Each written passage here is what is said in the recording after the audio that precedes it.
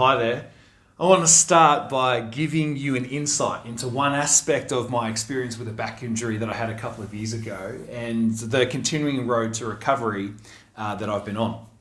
I had a bulging disc in my lower back, which was impinging a nerve that limited the movement in my left leg, and it just made it excruciating to sit for any longer than 20 minutes at a time.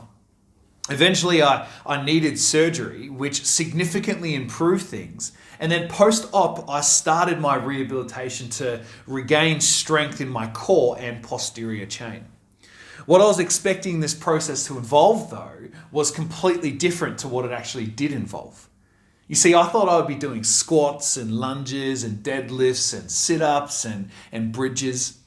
But for the first couple of months post-op, the predominant exercise that I was given was the very same exercise that they give to pregnant women and those who struggle with urinary incontinence. I was prescribed Kegels.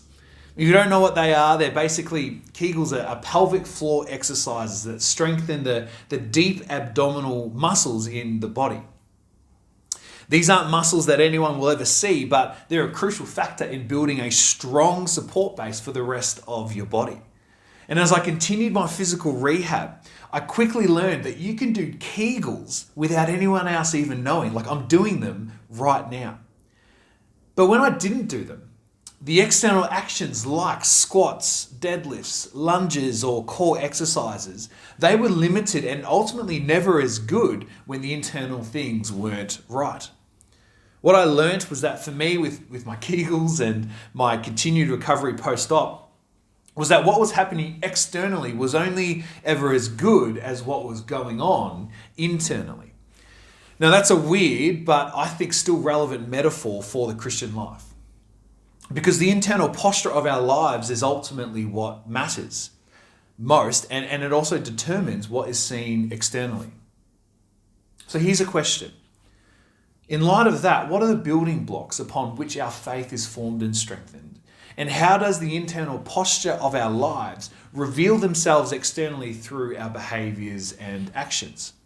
Or to put it simply into one sentence, what does Jesus have to say about the internal and external state of our lives?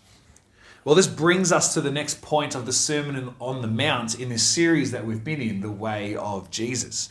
Over the last 2 weeks, we've looked at how Jesus describes what life in the kingdom of God looks like and involves. So far, Jesus has just completely flipped the script by outlining the unlikely people who are like blessed by God. And then Jesus looks at them and he says, you are the salt of the earth. You are the light of the world. And so while speaking to a bunch of just ordinary people with very little social standing, Jesus calls out the unimaginable influence and impact that these people are going to have on the world if they continue to follow him. By now, Jesus is setting a precedent here of stirring things up and just completely changing the game when it comes to matters of God and faith. Now, this was a refreshing change to many, but it also would have been incredibly threatening to those who had devoted their life to being devoted to God and following all of the rules. It's likely that some in the crowd that are gathered around Jesus are hoping that Jesus is going to deconstruct all of the rules and obligations of the Torah and the prophets. That's the scriptures that they had in their day, and it's the collection of writings that we now regard as the Old Testament in our Bibles. But there are also others who are thinking the same thing. Jesus is going to deconstruct the Torah and the writings of the prophets. But they're thinking it more as an accusation than as a hope. You see, they think that Jesus is destroying what they hold to be sacred and true. And so there's a tension that's building amongst the crowd because of what Jesus has already said and what Jesus might have to say next. And it's in the context of this tension that Jesus continues speaking to the crowds with these next words in Matthew chapter 5, verses 17 to 20. By now, hopefully you know the drill. If you have access to a Bible, you might want to use it because it's not going to be displayed on the screen right here. Matthew chapter 5, verses 17 to 20. This is what Jesus says next in his Sermon on the Mount. These are the words of Jesus. Do not think that I've come to abolish the law or the prophets. I have not come to abolish them, but to fulfill them. For truly I tell you, until heaven and earth disappear, not the smallest letter, not the least stroke of a pen, will by any means disappear from the law, until everything is accomplished. Therefore, anyone who sets aside one of the least of these commands and teaches others accordingly will be called least in the kingdom of heaven. But whoever practices and teaches these commands will be called great in the kingdom of heaven. For I tell you that unless your righteousness surpasses that of the Pharisees and the teachers of the law, you will certainly not enter the kingdom of heaven. Now, Bible here, this is just my opinion, but I can imagine there being a collective hush that settled over the crowd as Jesus uttered these words. Because for those who were growing in their excitement that Jesus was about to start something brand new, their assumption that Jesus had a disregard for the Old Testament scriptures had just been slammed. But Jesus' words here also include just a sneaky little shot at his opponents who think that Jesus is destroying everything that they hold to be sacred and true. All of this touches down into our lives in the here and now, because what Jesus has to say to these two groups holds a really significant meaning and application for us in relation to two things. Firstly, how do we read the Bible? And then secondly, what good does Jesus desire? Let me speak a short word to both. Firstly, as to how we read the Bible.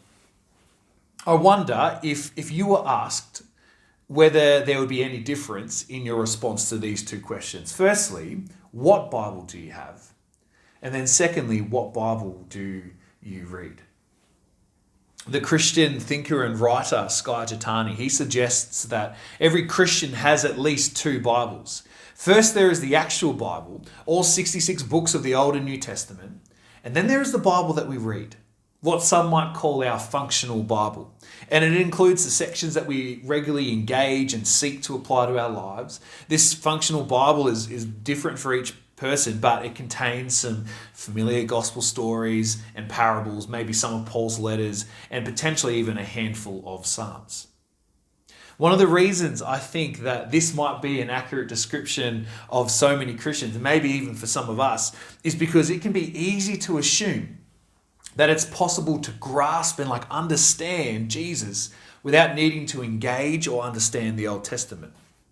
It can be easy to dismiss the Old Testament law and the prophets because they came before Jesus, and Jesus is really all that matters, right? Well, in his commentary on the Sermon on the Mount, Scott McKnight, he says that Matthew chapter 5, verses 17 to 20 is the most significant passage in the entire Bible on how to read the Bible, because Jesus tells us here how to read the Bible.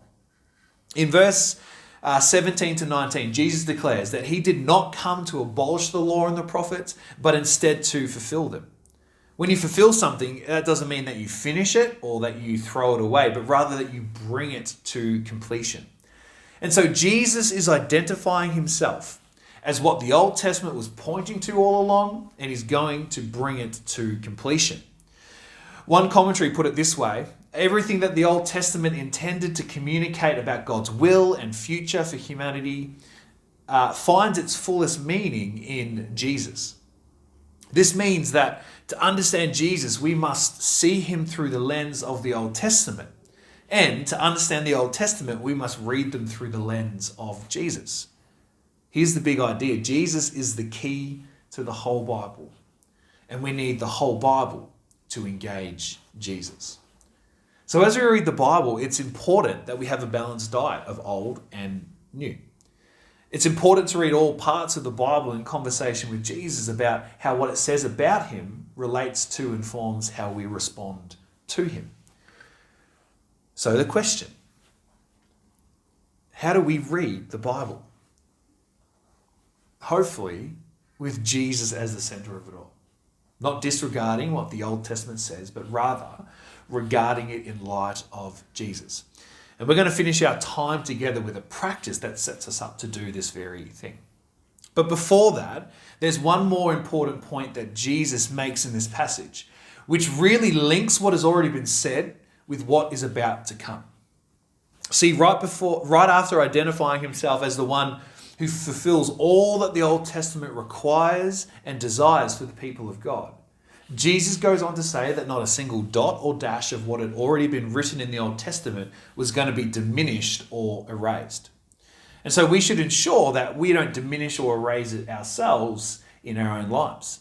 And then he closes the section with these words: "For I tell you that unless your righteousness surpasses that of the Pharisees and the teachers of the law, you will certainly not enter the kingdom of heaven." The Pharisees, they were highly religious and deeply committed to the Old Testament law. And they made it their mission to know and memorize and obey every commandment of God to the finest detail. From a religious practice perspective, they were the shining light and salt of the earth example to a world that was watching on.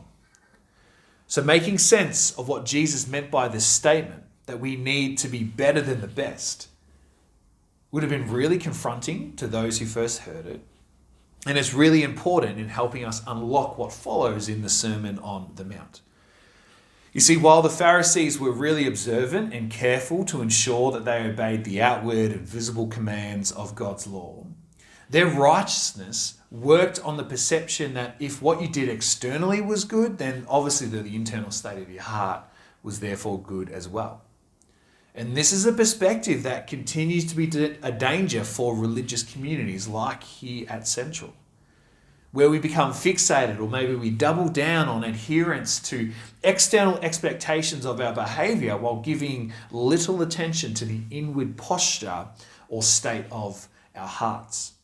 So as long as, for example, someone appears to be devout, they say the right things and do the right actions in the right places at the right time with the right people, very rarely will they be challenged on what is going on internally, a little deeper in their lives.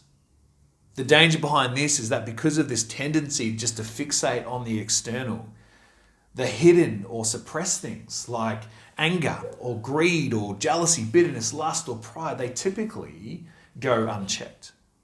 And it's to this tendency that Jesus cuts right through the external behavior and the physical goodness of someone's life, and he lands on their state of their heart. Jesus knew then, and nothing has changed for us here in this moment, that an internal transformation of the heart is what matters most and is what is ultimately required. When the inside is right and transformed, then the external behaviors will follow, but it's the heart that matters most. This is what it means to have a righteousness or goodness that surpasses that of the Pharisees, people whose behavior appears to be at the highest standard. Skye Jethani, he speaks the good that Jesus desires in our lives with these words. Jesus doesn't merely desire people who appear good or even those who do good. He wants people who are good. That kind of inside-out transformation cannot be achieved through laws alone. That kind of transformation cannot be achieved through laws alone. But it is achieved when our hearts and our minds encounter the grace offered by God through faith in Jesus. And it continues as our obedience participates with the Spirit's power, as our lives are transformed and continue to be transformed from the inside out. This is what Galatians chapter 5 is referring to when it talks about the fruit of the Spirit's work in activity in our lives. The fruit like love, joy, peace, patience, kindness, goodness, faithfulness, gentleness, and self-control. All of these things are expressed through our behavior, but they begin and find their source in our transformed and transforming heart as we partner with the Spirit's work. So what good does Jesus desire? Well, it's a goodness that originates from a transformed heart which shapes our behavior. And it's here where the first point of this passage links in with this second point. Because our lives are transformed and continue to transform from the inside out as we continue to encounter Jesus. And one of the primary ways that we can encounter Jesus is through engaging with him through the Bible. And not just engaging with him in the New Testament, the Gospels, John 3:16, or that love passage in Corinthians 13, but in the Old Testament as well. Encountering Jesus and engaging with him in the passages of the law that speak about the consequences of sin and the price that needs to be paid for things to be made right again, it points to Jesus. In the Psalms, which speak about people's personal experiences with the highs and the lows of life and God's faithfulness through it all, it points to Jesus. Through the writings of the prophets, who predict and long for someone to come and make things right again between humanity and God, it points to Jesus. And so to help land our thinking in this moment, as we reflect through what this means for us and how we can respond, I want to do two things. Firstly, I want to pose a question to help start our reflections, and then I just want to frame up what has become a familiar practice for us, which can help shape us as we respond. Firstly, here's the question. What could it look like for your life to be transformed from the inside out as you engage with Jesus in the Bible that you read?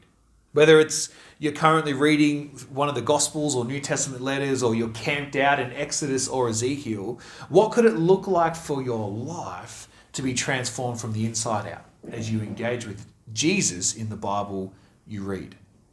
And if you're not currently reading the Bible, what could it look like for you to start? And in whatever part of the Bible that you do read, what areas of your life might it be speaking to, or challenging, or encouraging? Maybe it's in relation to a hidden sin, addiction, or dysfunction, or it's in relation to a dream, opportunity, or hope that you might have before you. What could it look like for your life to be transformed from the inside out as you engage with Jesus in the Bible that you read? One of the really simple ways in which you can begin to put legs on this question is through the practice that we've been doing over the past couple of weeks in this series.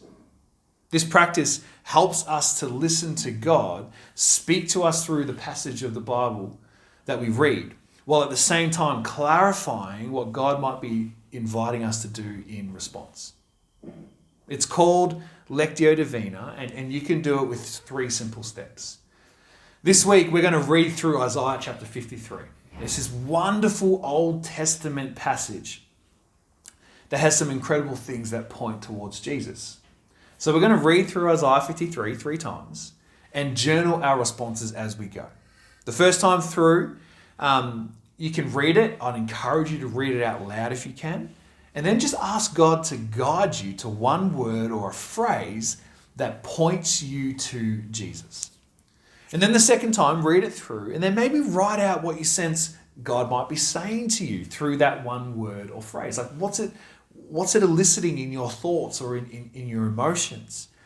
And then the third time, read through it, and then just simply write out a prayer that articulates how you might like to respond to your sense of what God is saying to you.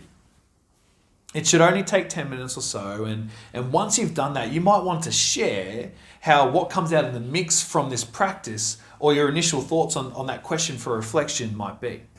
But to finish, I'm just going to say a brief prayer, and then you can continue the conversation and reflection with your God and with others in your life groups and cluster times.